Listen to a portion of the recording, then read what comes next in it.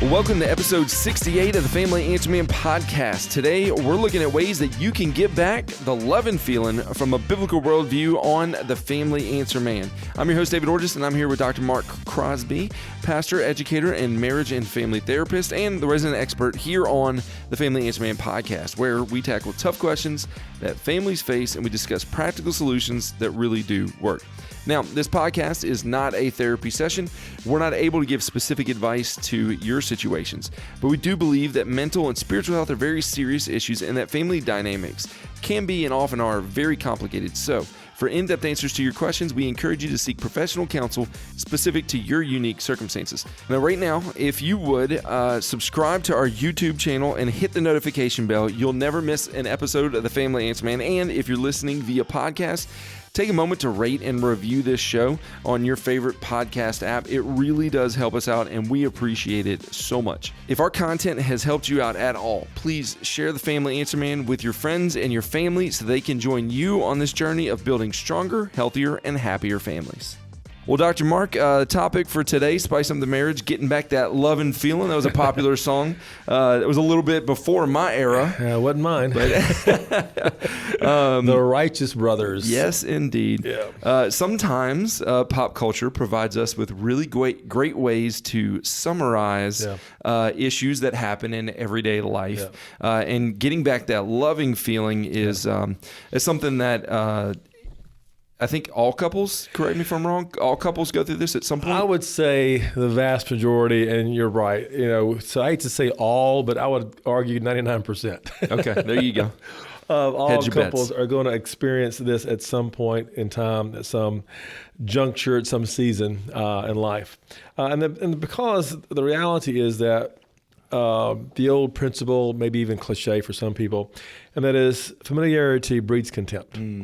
Familiarity breeds contempt. And when you've been married 5, 10, 15, 20, 25 years, you have a good understanding of your spouse in most cases. Everything is kind of familiar. There's nothing new. And when that happens, the excitement begins to go, and you start feeling as if there's nothing new here in this relationship, nothing exciting in this relationship, nothing worth pursuing in this relationship. You've kind of been there, done that kind of thing. And so you just kind of put life and oftentimes your marriage on automatic pilot. And that is one of the great pitfalls, I'll argue, of many couples as they put their marriage on automatic pilot. And then things become just very blasé. And people start saying things like, my marriage is as exciting as dishwater kind of thing. Yeah, right.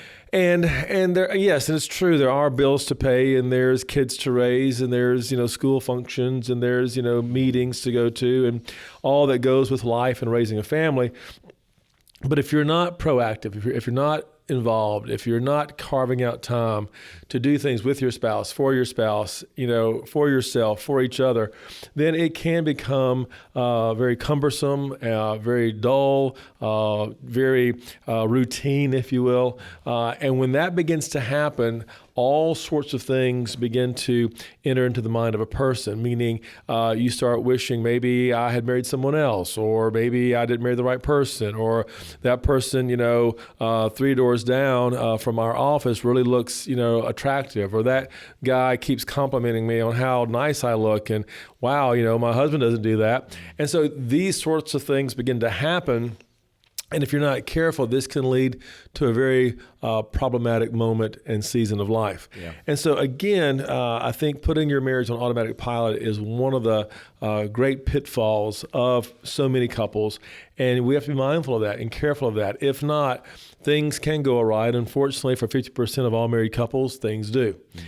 And so we have to be careful, and we have to be mindful of what our spouse wants, what they need, what we want, what we need, and to continue to keep that life and that love going and keeping it fresh and new each day. Yeah, and I think that's what a lot of times people mean by marriage is work. And there's a lot of work that you have to go through, but also you just have to take time and effort to, like you said, invest and make sure that it keeps its special magic. Exactly. So that leads to our question for today. And before we jump into the question, I just want to let everybody know that you can get in touch with us at Family Answer Man familyanswerman@liveoak.church. That's familyanswerman@liveoak.church. That's our email address.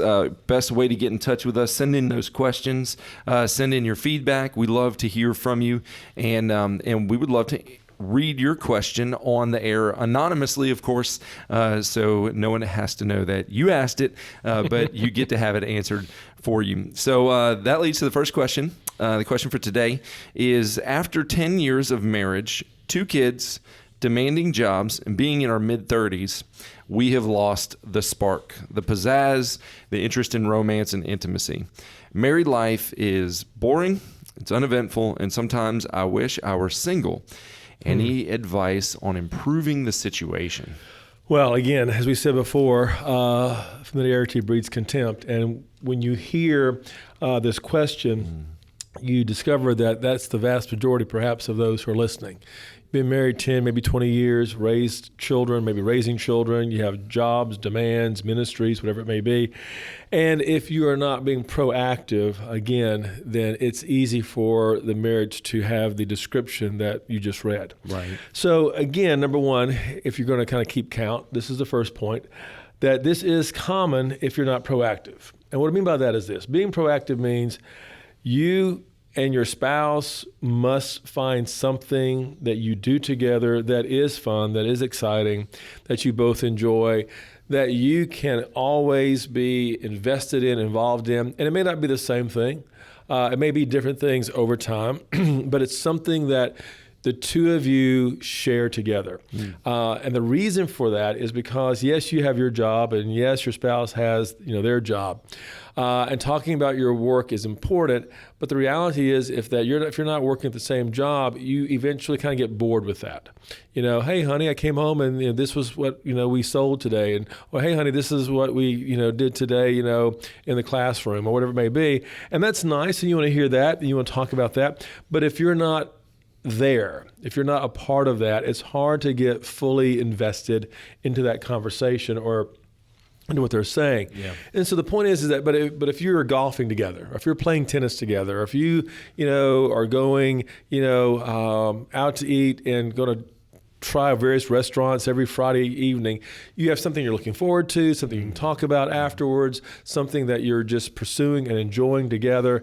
Maybe you like to take long weekends once a month at a bed and breakfast, and you try various places throughout the state or in the region. The point is that you're doing something exciting that you both enjoy. You think about it, you prepare for it, you talk about it afterwards, and that keeps that connection and that attachment and even that romance involved. You mentioned something. You said that your thing together really doesn't matter as much what it is. It's that you're doing it. Right. But that can change over time. It doesn't have to remain the same, which I think is great advice for people that, especially if they have kids. Right. And you're going from being a married couple without kids to being a married couple with kids. Right. There's got to be some adjustment in there. Yeah, and you're right. For example, if I can be kind of transparent just for a moment, when my wife and I were in our 30s, even in our 40s, we pursued karate together, and we both enjoyed working out together. We both enjoyed going to tournaments together. We both enjoyed, competing and testing, together, and it was something we could talk about. We made a lot of great friends through that.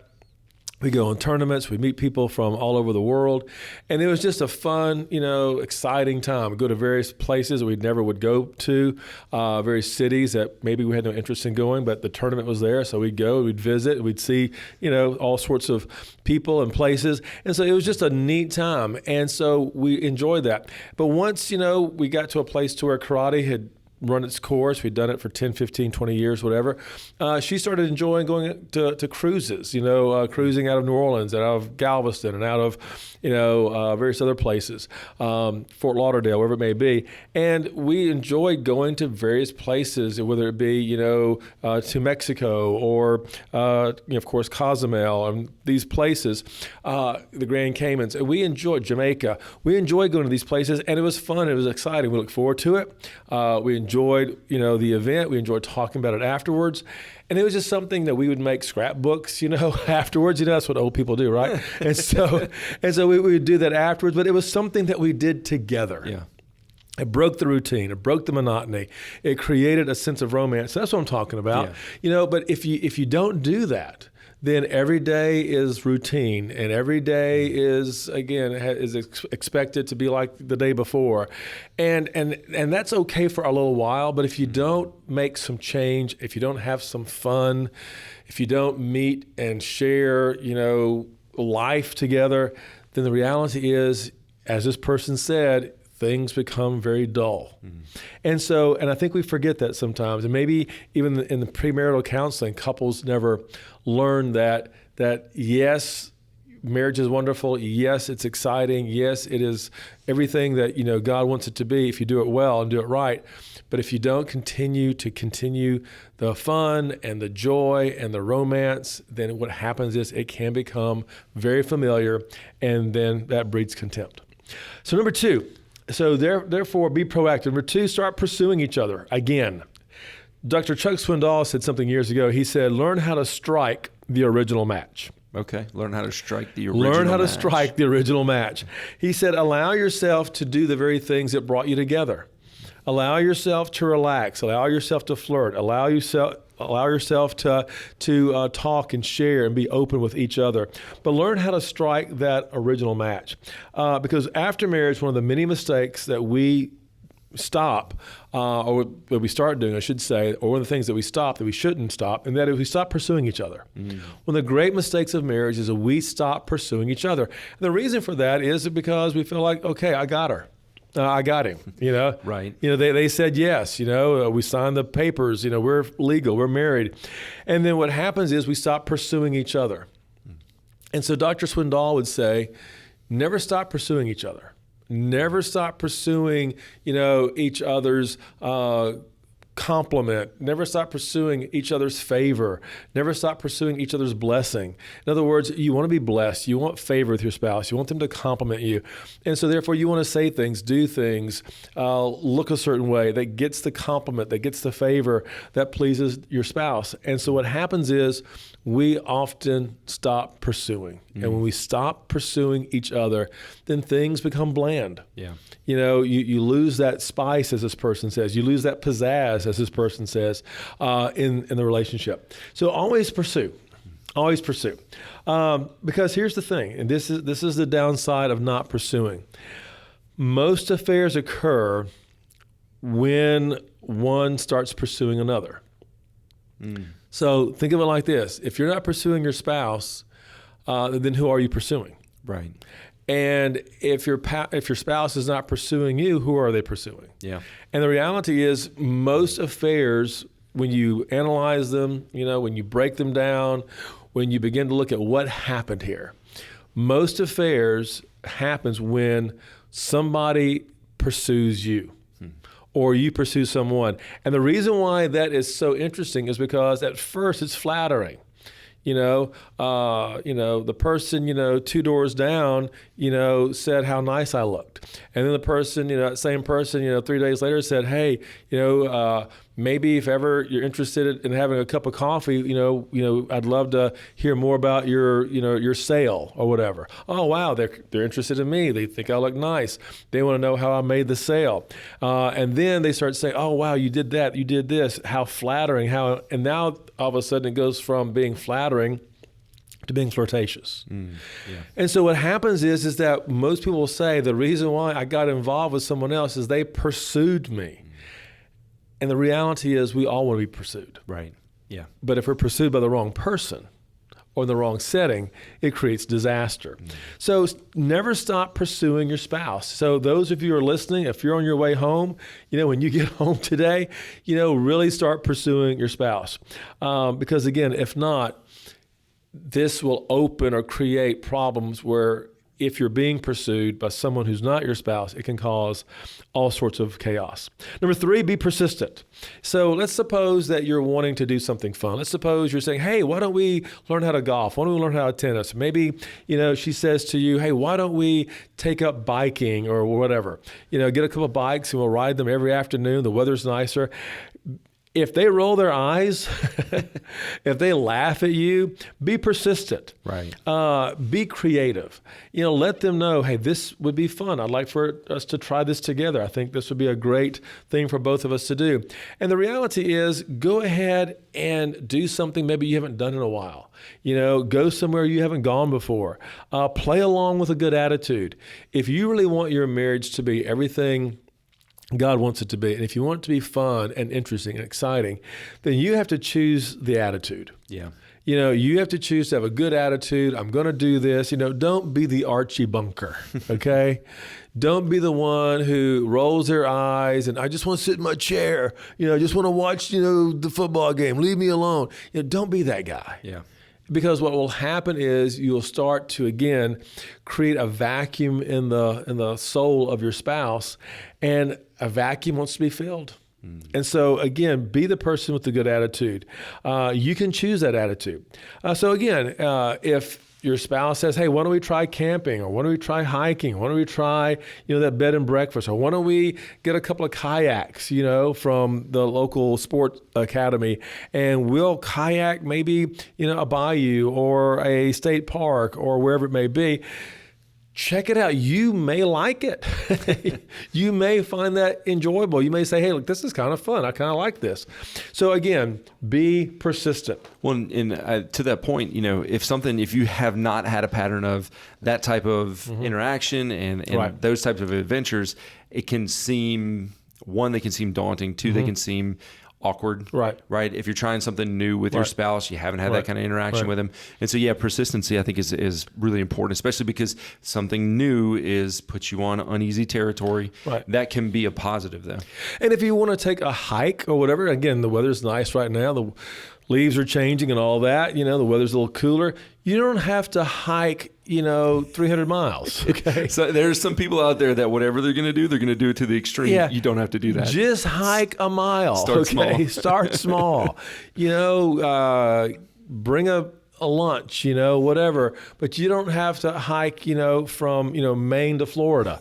But the point is that, again, try something that maybe you haven't tried before. Go get into something. Look, when my wife started karate, she had heard about karate. She'd seen it on TV, but she had never done karate before in her life.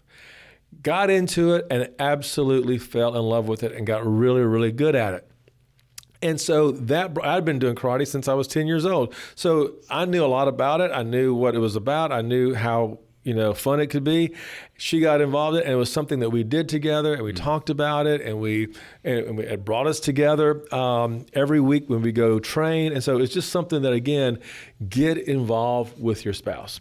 Number 4, this may seem a little different when you're giving marital advice, but have stolen moments. And here's what I was just say, what do you mean by define what's stolen moments? A stolen moment is this. Let's suppose, you both work downtown, but maybe for different companies or whatever, or you even work across town. Go ahead and give yourself permission to meet each other for lunch. Say, look, we're going to, and you tell your boss or you tell your supervisor, whomever, look, I'm going to take an extra 15, 20 minutes for lunch today, caught up, whatever, and I'm going to meet my spouse for lunch. And you meet in the middle, so to speak, or pick her up after work. And go do something fun. Pick her up after work and go, get a little snack or a bite to eat or whatever. Pick her up and go to the local park and just, hang out and talk, whatever. Again, the weather's nice. But these stolen moments, I think, are very important as you do something a little different.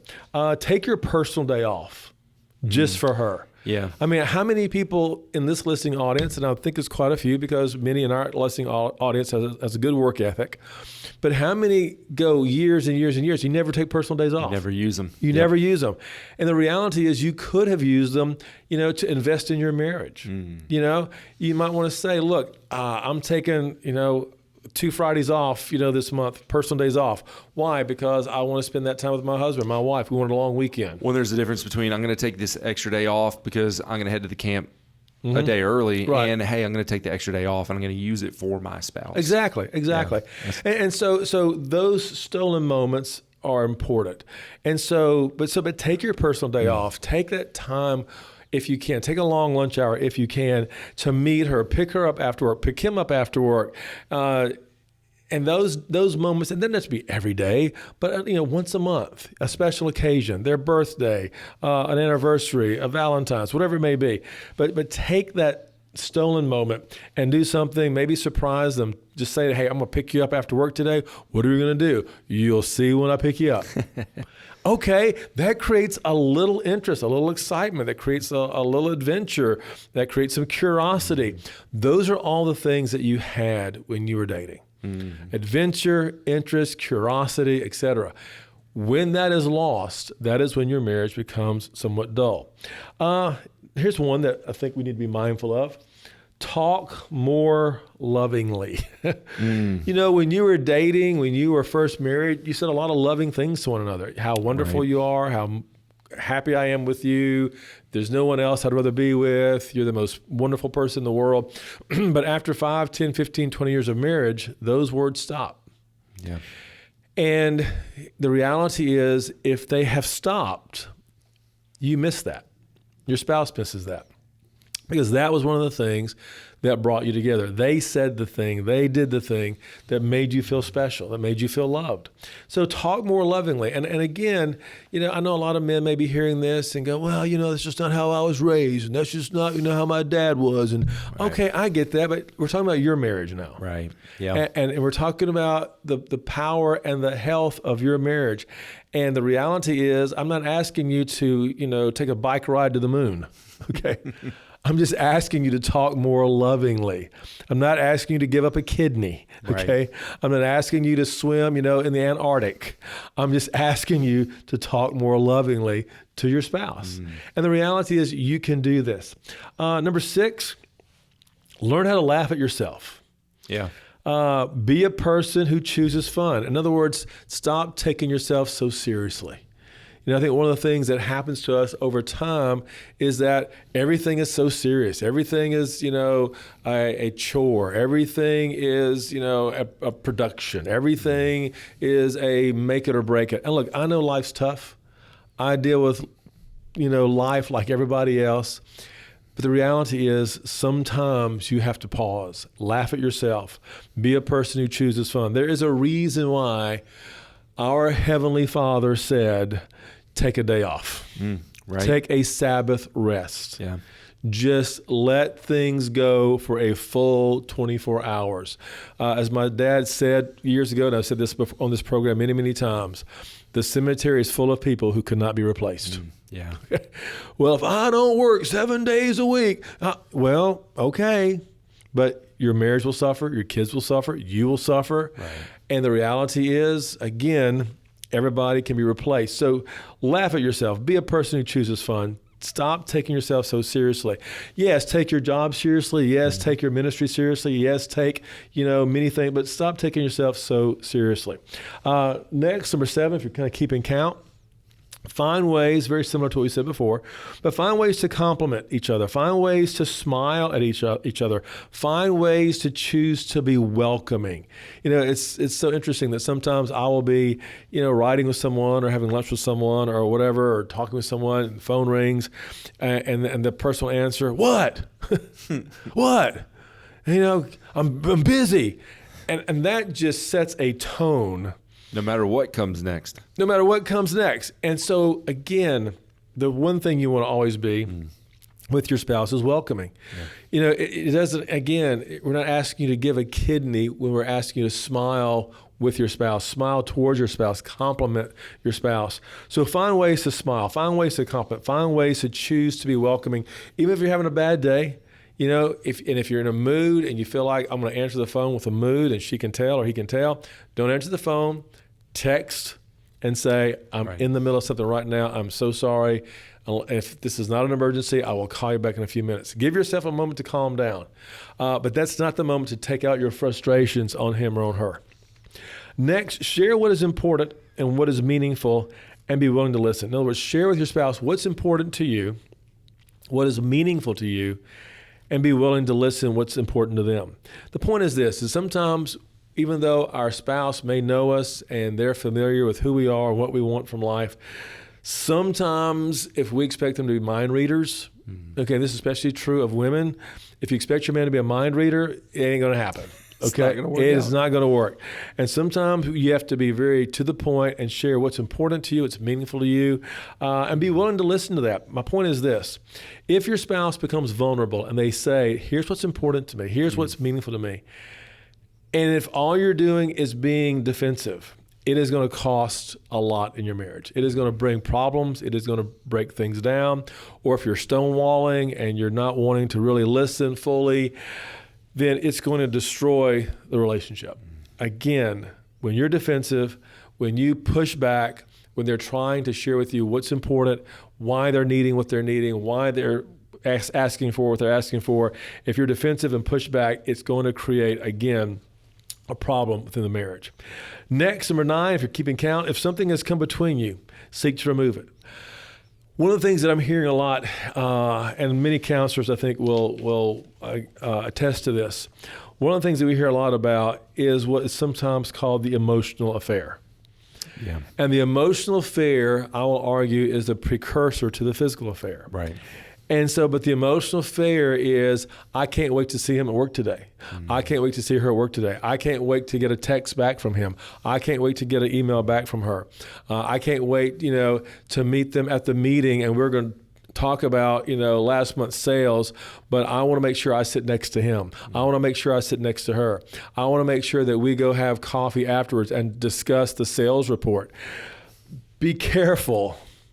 Because again, that is something that's starting to come between you and your spouse. And if that person, even though it may be a quote unquote emotional affair, but if that person comes between you and your spouse, it is going to create your marriage, create a problem in your marriage to where it becomes now dull. It becomes now uneventful. It becomes boring.